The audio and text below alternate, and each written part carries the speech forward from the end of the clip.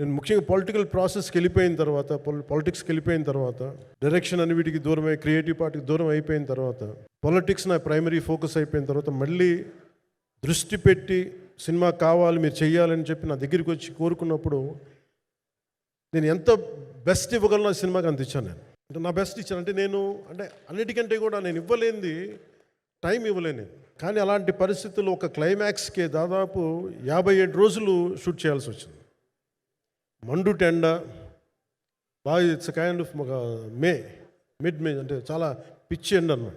అలాంటి ఎండల్లో చాలా కాలం తర్వాత నాకు మార్షల్ ఆర్ట్స్, నేను ఎప్పుడో నేర్చుకున్న మార్షల్ ఆర్ట్స్, ఒక ఎస్క్రీమా కానీ, ఊషు కానీ, నేను నేర్చుకున్న సెల్ఫ్ డిఫెన్స్ టెక్నిక్స్ కానీ, యుఎస్లో నేను ఒక వర్క్షాప్ చేసిన జీత్ కండో ఇవి కానీ, ఇవన్నీ ఈ సినిమాకి నాకు పనికి వచ్చినాయి. నాకు వీళ్ళతో డిఫరెంట్ కొరియోగ్రాఫర్స్తో కూర్చొని ప్రత్యేకించి క్లైమాక్స్ పార్ట్ ఇది అందరికీ ఇన్స్పైర్ చేసింది.